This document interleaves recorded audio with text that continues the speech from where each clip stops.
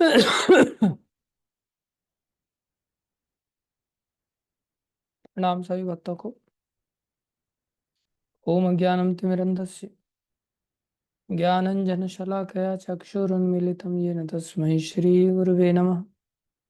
श्रीचैतन्यमनोभीष्टं स्थापितं येन भूतले स्वयं रूपकदा मह्यं ददाति स्वपदान्तिकम्। वन्देऽहं श्रीगुरुं श्रीयुतापनकमलं श्रीगुरुन् वैष्णवांश्च श्रीरूपं सागरजातं सहगणा रघुनाथान्वितं तं सजीवं साद्वैतं सावधूतं परिजनसहितं कृष्णचैतन्यदेवं श्रीराधाकृष्णपदान् सहगणललिता श्रीविशाखान्वितांश्च। हे कृष्ण करुणा सिन्धु दीनबन्धो जगत्पते गोपेश गोपीककान्त श्रीराधाकान्त नमस्तुते। तप्तकाञ्चन गौरङ्गी राधे वृन्दावनेश्वरी वृषभानुसुते देवी प्रणमामि हरिप्रिये। वाञ्छाकल्पतरुभ्यश्च कृपा सिन्धुभ्येव च पतितानां पावनेभ्यो वैष्णवेभ्यो नमो नमः। जय श्री कृष्ण चैतन्य प्रभु नित्यानंद श्री अद्वैत गदाधर शिवासादि गौर भक्त। हरे कृष्ण कृष्ण कृष्ण हरे हरे, हरे राम राम राम हरे हरे। हरे कृष्ण कृष्ण कृष्ण हरे हरे, हरे राम राम राम हरे हरे। हरे कृष्ण कृष्ण कृष्ण हरे हरे, हरे राम राम राम हरे। गुरुवे गौरचंद्राय राधिकाय तदालय कृष्णाय कृष्ण भक्ताय तद्भक्ताय नमो नमः।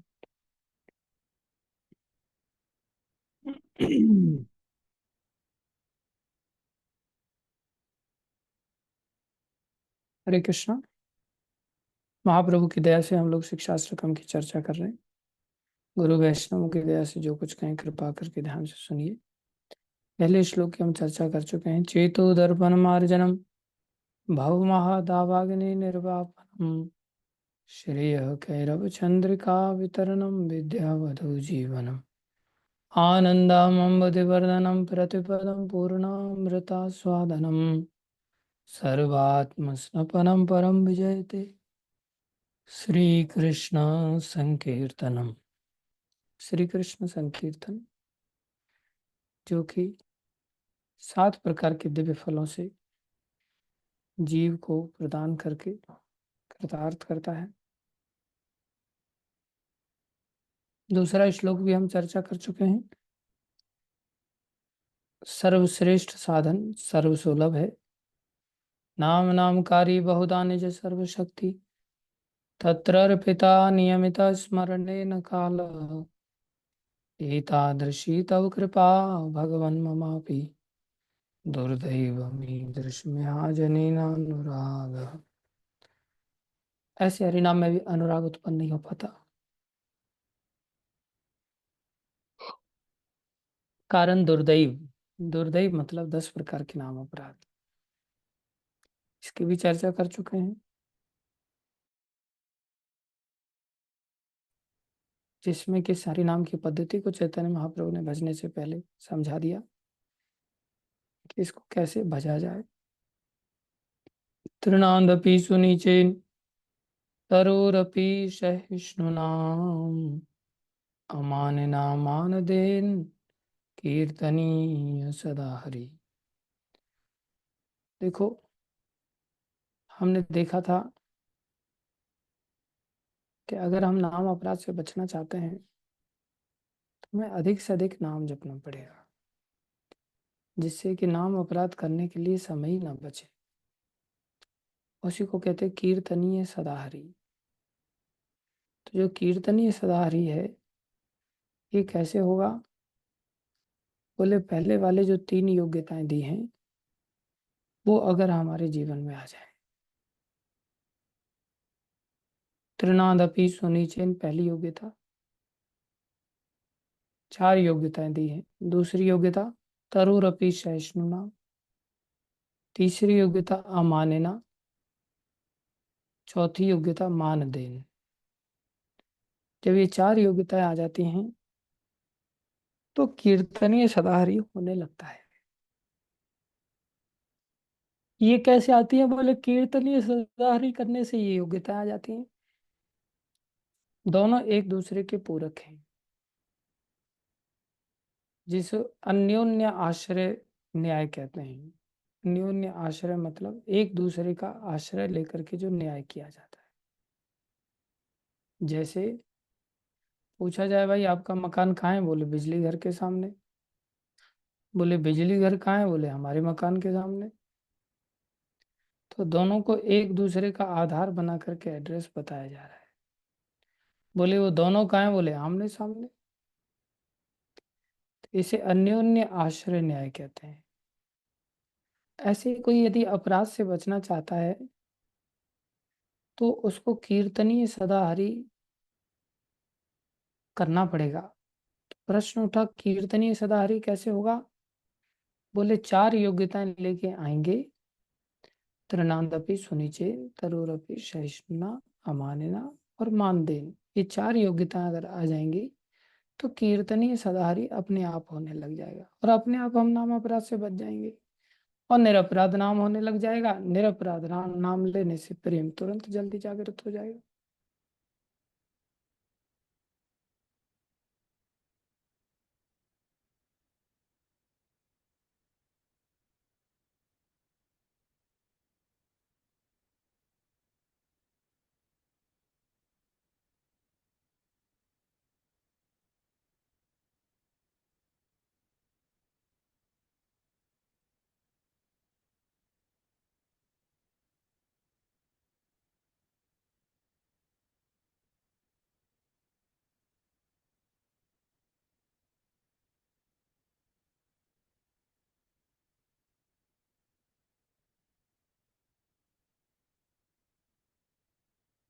एक सेकंड।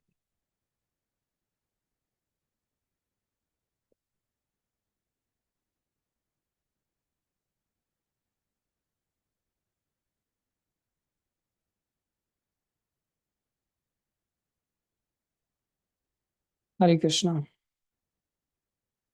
आवाज आ रही है अभी?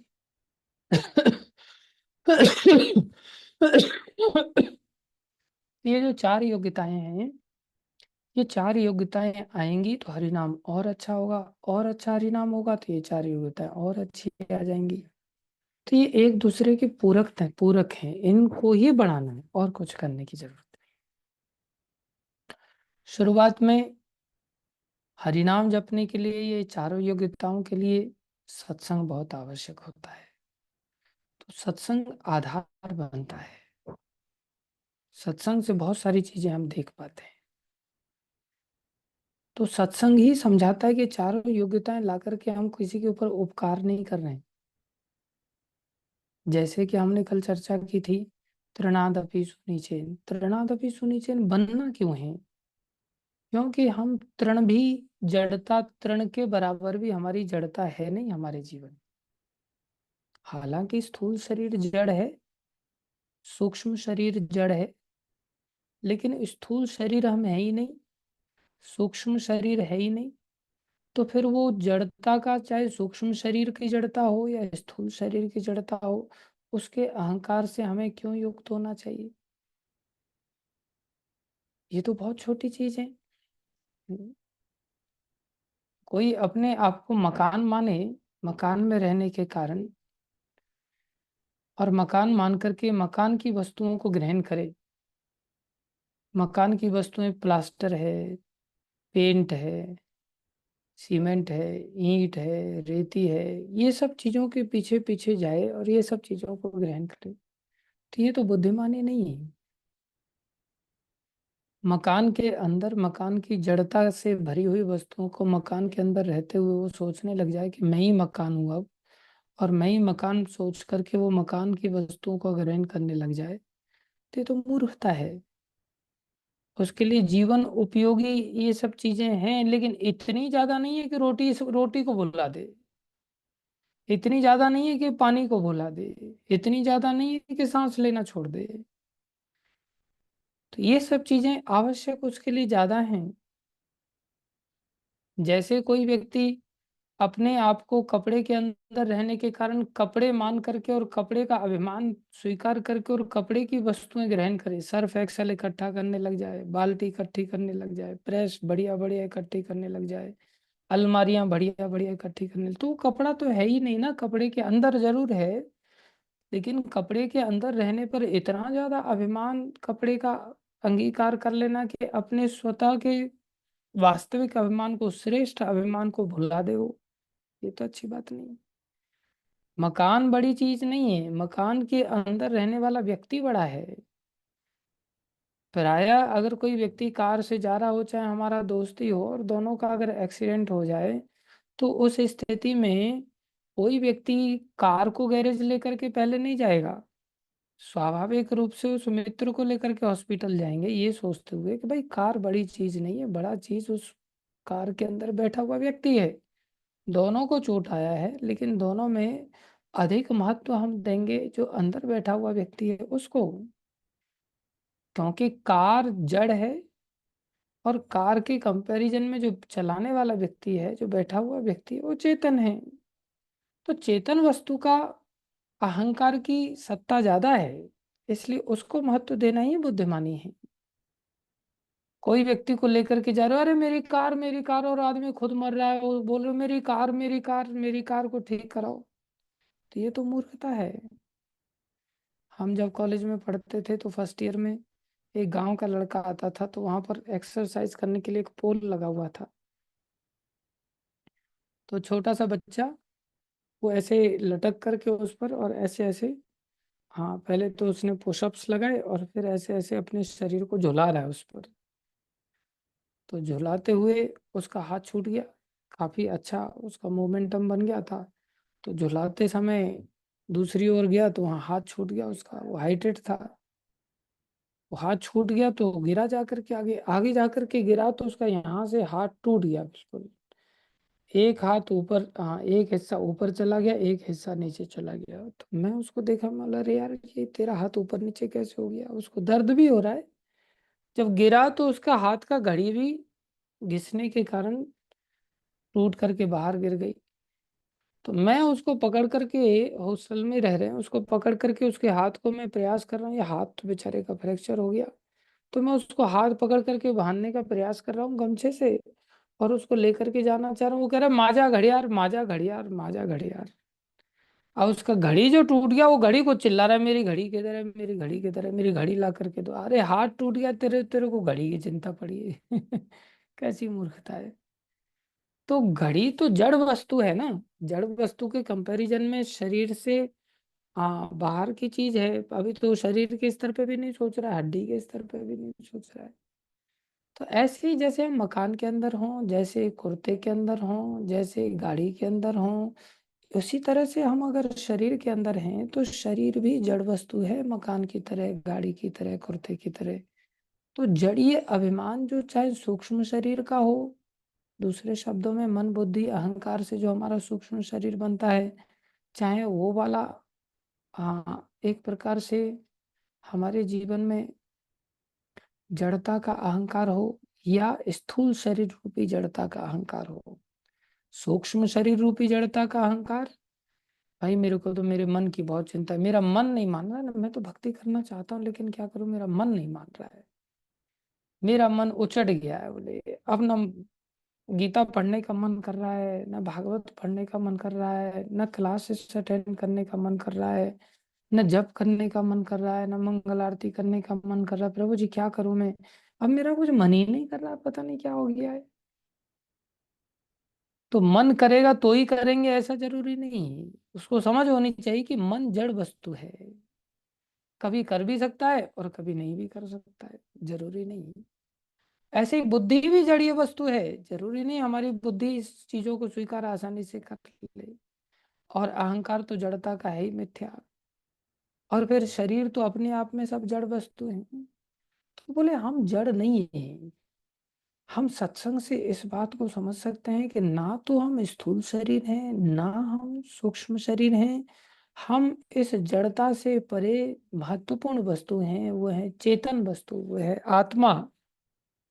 इसलिए हमारे जीवन में एक तिनके के बराबर भी जड़ता नहीं है। लेकिन फिर भी हम अपने आप को जब तक शरीर से संबोधित करते हैं, मकान दुकान से संबोधित करते हैं, जमीन जायदाद से संबोधित करते हैं, संसारी संपत्तियों से, कार गाड़ी घोड़ा इन सब चीजों से संबोधित करते हैं, अरे मेरे पास तो इतनी गाड़ियां हैं, क्या टेंशन। मतलब वो व्यक्ति जड़ता से अपने आप को समझ करके चल रहा है, जड़ता से युक्त होकर के देख रहा है। वो व्यक्ति फिर तृणादपि के लक्षण को नहीं लेकर के आ पाएगा। तृणादपि सुनिचेन, पेड़ से भी ज्यादा सहनशील, अर्थात ये सब चीजों की अल्यूरमेंट हमें ना खींचे, ये सब चीजों का सुख हमें प्रभावित ना करे। कल हम बता रहे थे, ये भोग है, जड़ भोग है। जड़ भोग दो प्रकार के होते हैं, सुख रूपा भोग और दुख रूपा भोग। सुख में क्या है, बोले अर्थ आ गया, पैसा भी क्या है, बोले वो भी जड़ है, स्वास्थ्य मिल गया, वो भी क्या है, जड़ है, शरीर का ही स्वास्थ्य है ना। आत्मा तो स्वस्थ ही रहती है, आत्मा अस्वस्थ थोड़ी होती है। ऐसे ही शरीर में ताकत आ गई, बोले वो भी जड़ है। या संसारी विद्या प्राप्त कर ली, वो भी जड़ है।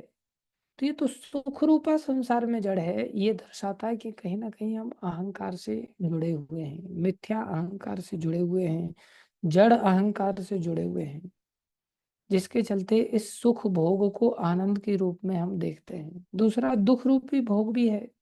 दुख रूपी भोग में क्या है, बोले हमारे जीवन में भाई गाड़ी नहीं है, अभाव आ गया, मकान दुकान नहीं है, अभाव आ गया, शरीर में रोग लग गया, ओ रोग लग गया, शोकाकुल हो गए, बुढ़ापा आ गया, ये भी जड़ता है। तो जो सुख और दुख रूपी दोनों भोग हैं, इससे व्यक्ति प्रभावित नहीं होता। इससे प्रभावित नहीं होता तो तृणादपि कहलाता है फिर, अर्थात उसके अंदर वैराग्य आ जाता है। तो इसको कहते हैं विरक्ति जनित स्वाभाविक दीनता। ये दीनता, दीनता मतलब तिनके जैसी दीनता का अर्थ क्या है, तिनके से भी ज्यादा दीनता, कि कोई व्यक्ति हमें कोई चीज दे तो उसकी लालसा ही नहीं है, इसलिए अंदर प्रसन्नता का अनुभव नहीं होगा। कोई चीज छीन ले, उस चीज को लेकर के दुख नहीं होगा। तो कोई चीज आ जाए तो प्राप्ति का सुख नहीं, और कोई चीज चली जाए तो उसकी हानि का सुख नहीं। इसे तृणादपि सुनिचेन कहते हैं, कि हमारे अंदर ऐसी विनम्रता आ जाए। विनम्रता मतलब जब हमें किसी चीज की अहंकार की वृत्ति जागृत नहीं हो रही है, जड़ वस्तु को पाकर के हमारा मुंह फूल ही नहीं रहा है, हम प्रसन्नता के कारण फूल ही नहीं रहे, तो ये दर्शा रहा है कि हमारे अंदर जड़ता नहीं है। हमारे अंदर कितनी जड़ता नहीं चाहिए, बोले हमारे अंदर तिनके के बराबर भी जड़ता का हमें त्याग करना पड़ेगा, जो आसान नहीं है। इसको समय लगता है, इसको नित्य सत्संग लगता है, कि कंसेप्चुअली कैसे हम इतने दीन बन सकते हैं।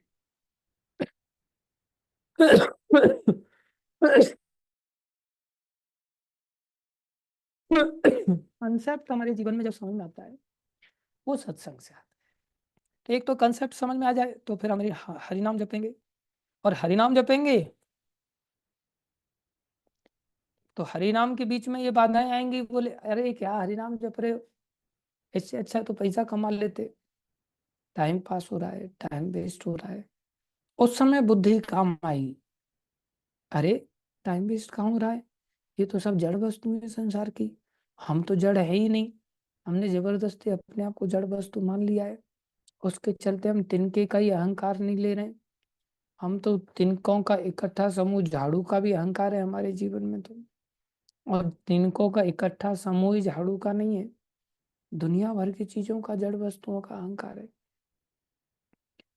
तो उस समय व्यक्ति हरिनाम जप पाता है, भाई मेरे को ये गुण लाना है। तो ये सत्संग से चीजें समझ में आती हैं, तब ऐसा व्यक्ति कर पाता है।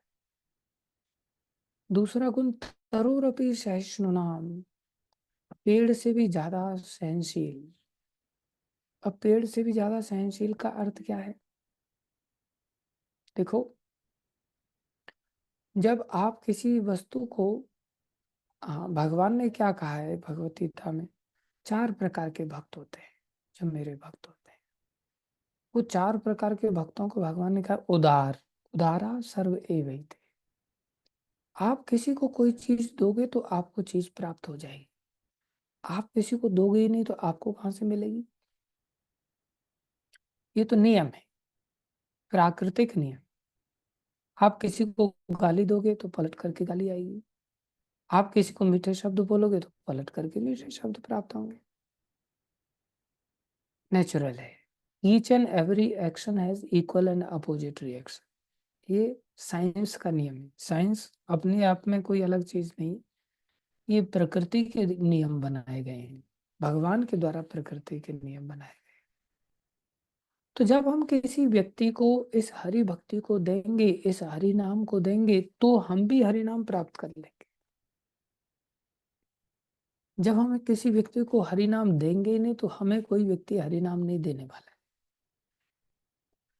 इसलिए हरि नाम, सदा हरि नाम करने के लिए अकेले व्यक्ति की बस की बात नहीं है कि कोई अकेला बैठ करके हरि नाम कर ले। हम सभी रोज सुबह में जप करते हैं, अगर ये जूम मीटिंग को हटा दिया जाए तो विचार करो कितने लोग जप कर पाएंगे इतनी देर तक बैठ करके। हम एक दूसरे के सारे हरि नाम जप पाते हैं, एक दूसरे के सारे कथा कीर्तन कर पाते हैं। तो अगर हमें कोई साथ देने वाला नहीं होगा, हमें कोई देने वाला समझाने वाला नहीं होगा, तो हम कैसे टिक पाएंगे। संगी शक्ति कलयुग है, कलयुग में तो विशेष रूप से संगमय शक्ति है। इसलिए हमें जब हरिनाम देने की वृत्ति अपने अंदर आएगी तो हमें भी देने वाले मिल जाएंगे। तो देंगे कब किसी को, जब हम पेड़ के जैसे बन जाएंगे। पेड़ क्या करता है, अपने फलों को स्वयं नहीं खाता, अपनी छांव को स्वयं नहीं ग्रहण करता। ये पेड़ की खूबी है। एक तो विरक्ति चाहिए सबसे पहले हमको, कि भाई संसार का कुछ नहीं चाहिए। विरक्ति अर्थ है जड़ वस्तु कुछ नहीं चाहिए। जड़ वस्तु कुछ नहीं चाहिए, क्यों नहीं चाहिए, क्योंकि हम जड़ नहीं है। हमारे अंदर तिनके के बराबर भी जड़ता हमें मंजूर नहीं है। हम तृण से भी ज्यादा जड़ता का, तृण से भी ज्यादा विनम्र होकर के दिखाएंगे। विनम्र मतलब संसार का कुछ चाहिए ही नहीं किसी व्यक्ति को। कोई कहे फिर राजा कैसे बन करके बैठे रहते हैं ऐसे ऐसे विनम्र लोग। बोले उनको राजपाट नहीं चाहिए था, उनको दे दिया गया। ये बहुत बड़ा अंतर है। किसी व्यक्ति को चाहिए नहीं कुछ, उसको दे दिया जाए तो उसको लेना पड़ रहा है।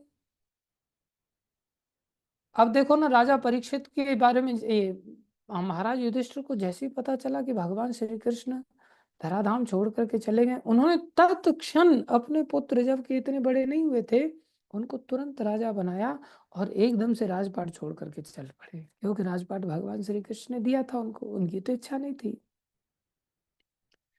जब दिया था उनको, तत्क्षण बोले अब हम भगवान के बिना नहीं रहेंगे, भगवान तो चले गए। तत्क्षण छोड़ करके सम्राट बने हुए सब छोड़ करके चले गए। कहाँ चले गए, जंगल के रास्ते, पूर्व दिशा की ओर, उत्तर दिशा की ओर, क्षमा कीजिए, और उत्तर दिशा की ओर भजन करने लगे। अर्थात उनको जड़ता का जरा सा भी कोई चिंता ही नहीं, उनको शरीर की चिंता नहीं बिल्कुल। और जा रहे हैं, और चलते चलते चलते चलते पीछे अचानक से माता द्रौपदी का शरीर गिर पड़ा। तो उसको लेकर के सब बोले भैया माता द्रौपदी का शरीर गिर गया है। बोले कोई बात नहीं, आप अकेले रास्ते पर निकले हैं, जिसका शरीर जितना जिसको साथ दे उतना ही ठीक है, बाकी आगे बढ़ो। उन्होंने पीछे मुड़ के नहीं देखा। फिर सहदेव गिर पड़े, उत्तर दिशा की ओर पहाड़ों पर बर्फ के एरिया में चढ़ करके जा रहे थे, कई बार शरीर साथ नहीं देता है। बोले भैया सहदेव गिर पड़े, तो भी पीछे मुड़ करके नहीं देखा। कोई बात नहीं, आगे बढ़ो।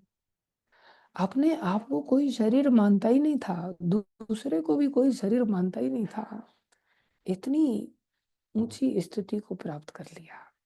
और अंत में अर्जुन भी गिरे, भीम भी गिरे। हालांकि महाराज युधिष्ठिर तो नहीं गिरे, गिरने का मतलब शरीर नष्ट हो गया और वो लोग सभी भगवत धाम चले गए। गिरने का अर्थ ये नहीं था कि वो संसार में ही लटक गए, ऐसा नहीं। तो हम ये शरीर है ही नहीं, हमें संसार से विरक्ति चाहिए। ये लोग राजा रहते हुए भी अंदर से चाहते नहीं थे। जब अंदर से नहीं चाहते थे तो ये तृणादपि सुनिचेरी माने जाएंगे। तृणादपि सुनिचेन का अर्थ ही है कि कोई हमें कितना भी हिलाए लेकिन हम हिलने वाले नहीं है जड़ता से। हम दिव्य चेतन स्वरूप में अपने आप को स्थित करके चलेंगे। तो ये सत्संग से जब ऐसी विरक्ति आ जाती है तो केवल वैराग्य से ही काम नहीं चलेगा, हमें लोगों को कुछ देना भी पड़ेगा। तो क्या देना पड़ेगा जब हम वैराग्य ले लिए? किस चीज के लिए वैराग्य लिए? बोले असली धन के लिए, हरि नाम के लिए, कीर्तनीय सदा हरि के लिए। क्योंकि संसार में हरिर नाम हरिर नाम हरिर नाम एव केवलम कलौ नास्तेव नास्तेव नास्तेव गतिर अन्यथा। गति प्राप्त करने का हरि नाम के अतिरिक्त और कोई उपाय था ही नहीं। तो अब हरि नाम को ग्रहण करनी, लेकिन हरि नाम हमें कैसे प्राप्त हो गया? दूसरी योग्यता भी चाहिए। दूसरी योग्यता क्या है? बोले उदार होना पड़ेगा। अब एक और तो हम भिखारी बन करके बैठे हुए हैं, विरक्ति आ गई, त्रिनादपि सुनिश्चिन हो गए। दूसरी ओर बोले उदारता की बात कर रहे हो आप, दूसरों को देना पड़ेगा। बोले क्या देंगे? बोले संसारी वस्तु देने की बात नहीं हो रही है। उदारता यहाँ पेड़ के जैसी चाहिए, अर्थात हरिनाम हम दूसरों को दें, भक्ति का दान दूसरे लोगों को किया जाए। उसके लिए बोले पेड़ जैसा बनना पड़ेगा। पेड़ शत्रु मित्र का भेद नहीं रखता। पेड़ शत्रु मित्र का भेद नहीं रखता। पेड़ के लिए सब समान है। और हमारे अंदर चित्त में भेद बना रहता है, इसलिए हम उस भेद में ही फिर घुस जाते हैं। अच्छा ये मेरा शत्रु है, चलो इससे दूर भागना है या इसको मार डालना है। अच्छा ये मेरा मित्र है, चलो इसके लिए काम करना है, इसकी इच्छाओं की पूर्ति करनी है। न कोई हमारा शत्रु है, न कोई हमारा मित्र है। हम सभी भगवान श्री कृष्ण के अंश हैं। इसलिए भगवान के होने के कारण हम सब एक दूसरे के अपने हैं। आत्मा के स्तर पर सभी को सहयोग करना चाहिए, सीखना चाहिए। तो पेड़ कैसा होता है?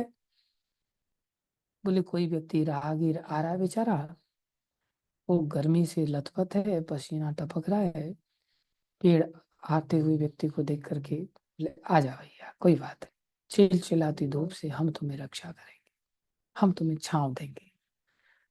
तो उसे छांव दे देता है वो। और छांव नहीं देता है, ऊपर से फूल भी बरसा देता है। आ जा भैया, तुम्हारा स्वागत है।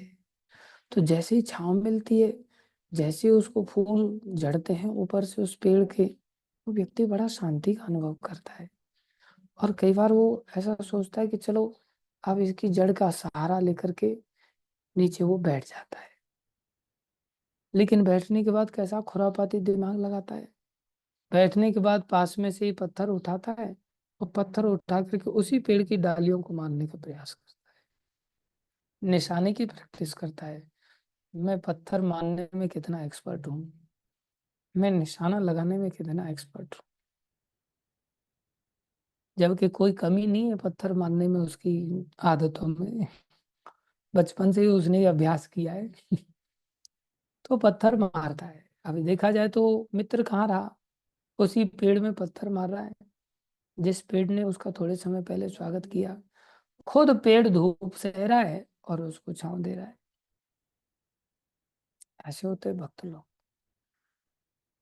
तो पेड़ क्या सोचता है, अच्छा भैया कोई बात नहीं, तो मेरे को पत्थर मार रहा है, चल कोई बात नहीं, पहले तो मैंने तेरे फूलों से स्वागत किया था, अब मैं तुम्हें फल देता हूँ। जैसे ही वो पत्थर मारेगा ऊपर से वो फल गिराता है। कैसा पेड़ है? तो पेड़ और कीमत क्या लेता है? बोले कीमत कुछ नहीं।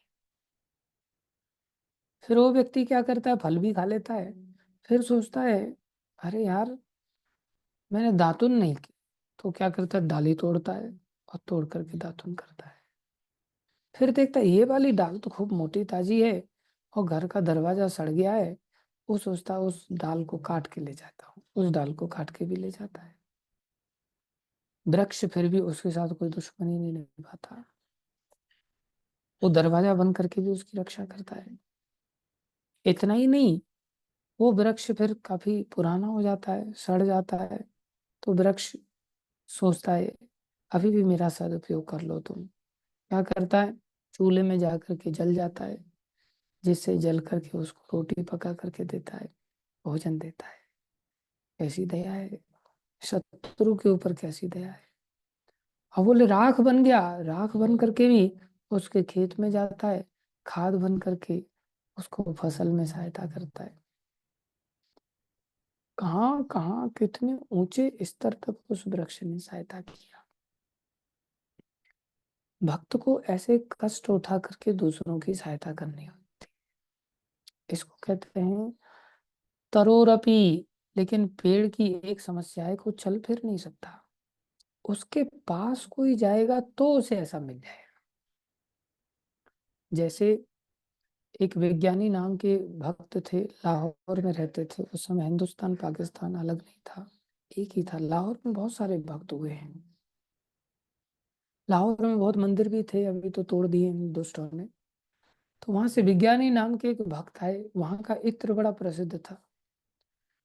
तो वो आए, तो उन्होंने, भक्त सेवा करना एक प्रकार से ये सार है भक्ति का। तो उन्होंने यमुना किनारे हरिदास ठाकुर को बैठे हुए देखा, जिन्होंने बांके बिहारी भगवान को प्रकट किया था। उन्होंने बहुत सुंदर मटका वो गिफ्ट में हरिदास ठाकुर को दे दिया। और हरिदास ठाकुर अपने भजन में लीन है, उन्होंने वो ले लिया और लेकर के यमुना किनारे वो सारा उलट दिया, रेत में ही सारा इत्र लुढ़का दिया। हाँ, जब रेत में इत्र लुढ़का दिया तो उनको बड़ा बुरा लगा, विज्ञानी जी को, कि अरे यार, लाखों रुपए का इतना कीमती इत्र, इत्र कोई सस्ता तो होता नहीं। थोड़ा सा भी कभी पैसे मांगते हैं इत्र बेचने वाले, नकली बेचने वाले भी, असली की तो क्या कहा जाए। वो असली इत्र था, मटका भर के था, और वहां रेत में फैला दिया। तो बोले अरे यार, लेकिन ज्यादा कुछ बोले नहीं, क्योंकि श्रद्धा थी, इतनी दूर से इत्र लेकर के आ रहे हैं, तो ऐसी थोड़ी सामने वाले व्यक्ति को इत्र दे देंगे। श्रद्धा थी, लेकिन अंदर प्रश्न जरूर खड़ा हो गया, शंका जरूर खड़ी हो गई। हरिदास ठाकुर बोले एक काम करो, अभी तुम निधिवन चले जाओ और वह वहां बांके बिहारी भगवान के दर्शन करके आओ।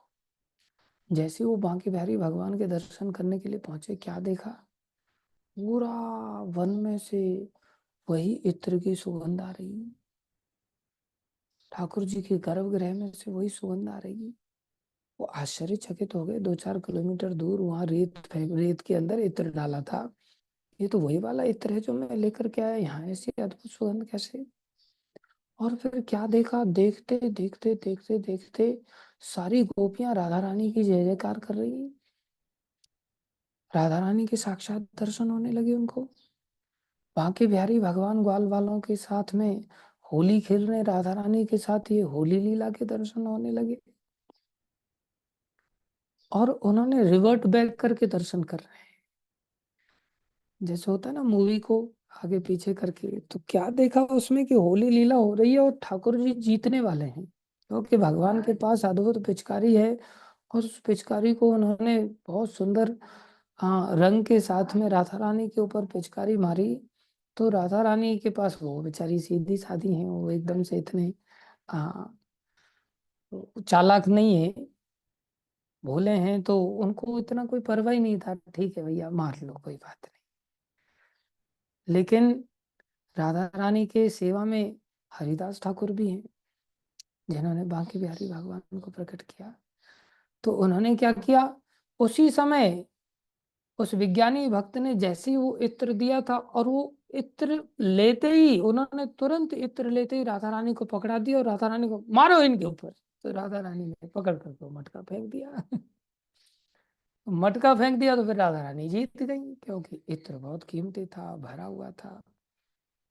वो तो रंगी फेंक रहे थे, इन्होंने तो इत्र फेंका, तो राधा रानी की जय जयकार होने लगी। अब उनको समझ में आया कि ये जो भक्त थे, इन्होंने तो भैया इत्र सीधा राधा रानी तक पहुंचा दिया।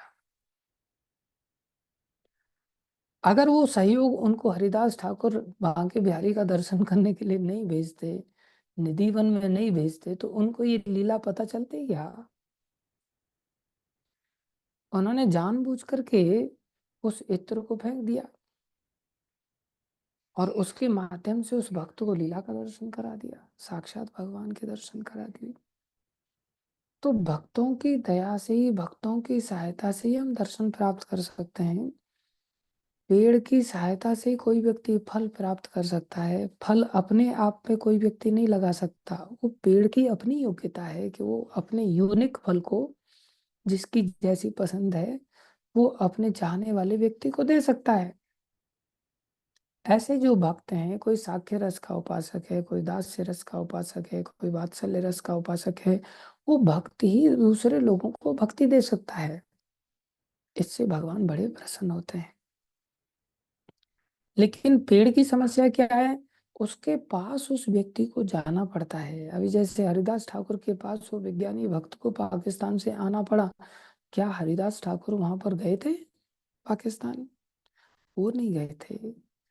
तो पेड़ के जैसी सहनशीलता तो कैसी हो गई कि कोई व्यक्ति हमें पत्थर मार रहा है, कोई व्यक्ति हमारी डाली काट रहा है, कोई व्यक्ति हमें आ, डंडा मार रहा है, कैसी भी स्थिति हमारी दातुन तोड़ करके ले जा रहा है, फिर भी उसके अंदर शत्रु भाव न रखते हुए ऐसी दया, ऐसी दया बोले जैसे पेड़ करता है। सब चीजें, आंधी तूफान बरसात, आ, प्रकाश, सूर्य प्रकाश, सब सहन करते हुए भी दूसरों की चिंता करता है। एक भक्त ऐसा सोचता है, यार ये संसारी लोग इतने जड़ सुखों में बेचारे डूबे हुए हैं, इन लोगों का होगा क्या? इन लोगों को कैसे मैं हरि नाम जपाऊं? इन लोगों को कैसे भगवत गीता पकड़ाऊं? ये लोग कैसे भागवत अध्ययन रोज करेंगे? ये लोग कब मंगल आरती करेंगे? ये लोग सुबह में 4 बजे, क्या 3 बजे भी अगर ट्रेन पकड़नी हो तो पकड़ लेते हैं, लेकिन मंगल आरती के लिए बोलो तो फिर बोले कमर दर्द कर रही है, ऐसा है वैसा है, 7-8 बजे से उठने का नाम ही नहीं लेते पहले। ऐसा नहीं कि उठ नहीं पाते। तो भक्त निरंतर दया करने का सोचता रहता है, ये बेचारे जड़ सुखों में डूबे हुए हैं, ये सुखों से इन लोगों का कोई लेना देना है ही नहीं, ये तो दिव्य आत्मा है, ये तो शरीर है ही नहीं। लेकिन ये एकदम से खो गया है, कोई भांजे में खो गया है, तो कोई भांजी में खो गया है, तो कोई नाना में खो गया है, तो कोई दादी में खो गया है, तो कोई बाबा में खो गया है। ये इतने खो गए हैं संसार में कि एक दूसरे के बर्थडे विश करने में लगे हुए हैं, फालतू में टाइम पास कर रहे हैं। कोई जन्माष्टमी उत्साह से नहीं मना रहा है, कोई गौर पूर्णिमा उत्साह से नहीं मना रहा है, कोई अलग अलग एकादशी आदि तिथियों को उत्साह से नहीं मना रहा है।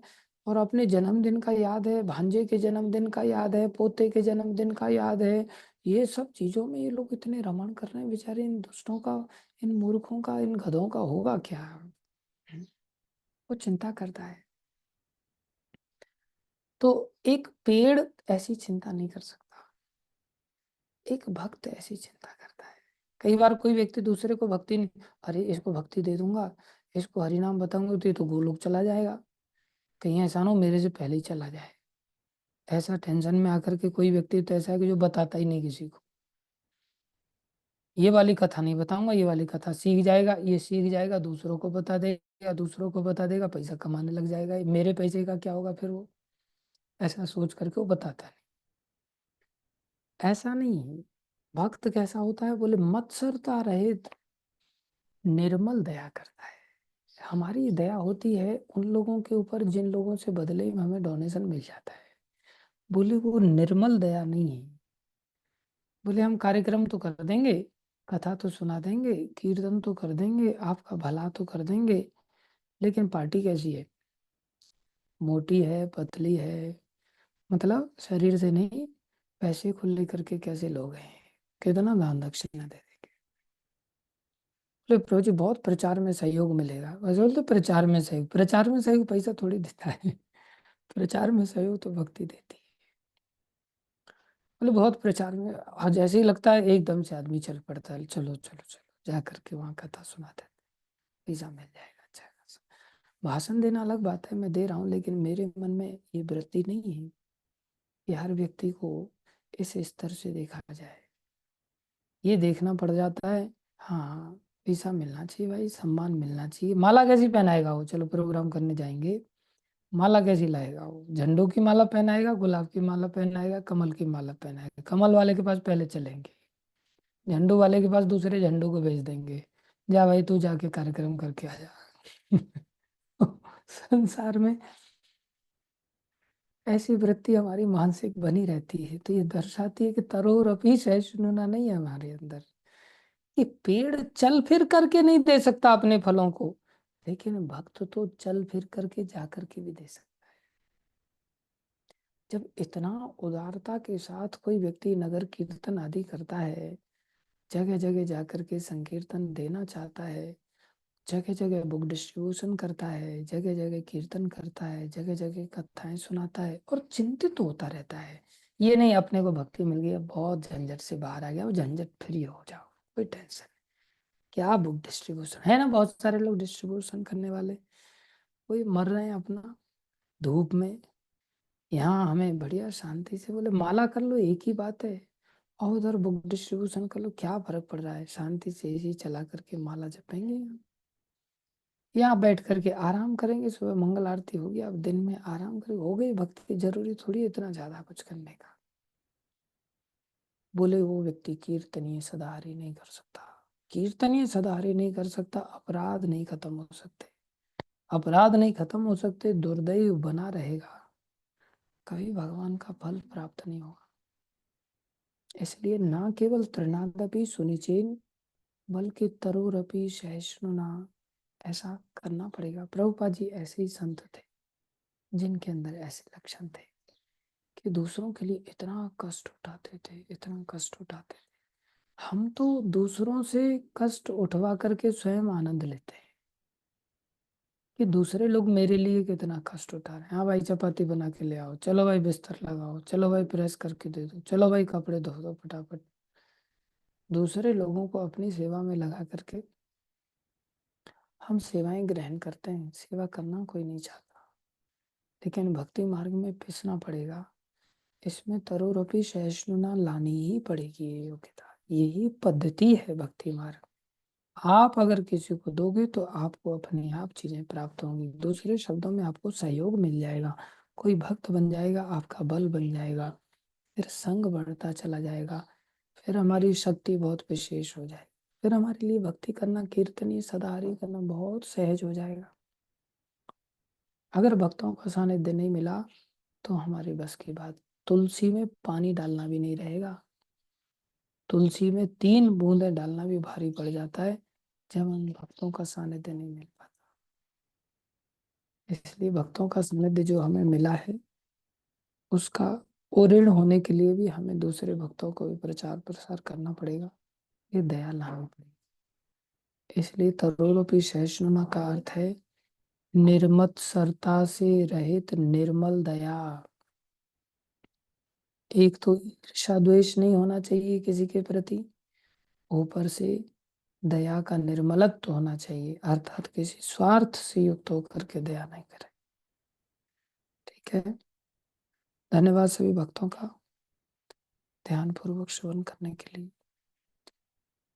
बोलो श्री चैतन्य शिक्षाष्टकम की जय, श्री प्रभुपाद की जय, श्री गुरु महाराज की जय, अनंत कोटि वैष्णव वृंद की। आप सभी भक्त, हरे कृष्ण।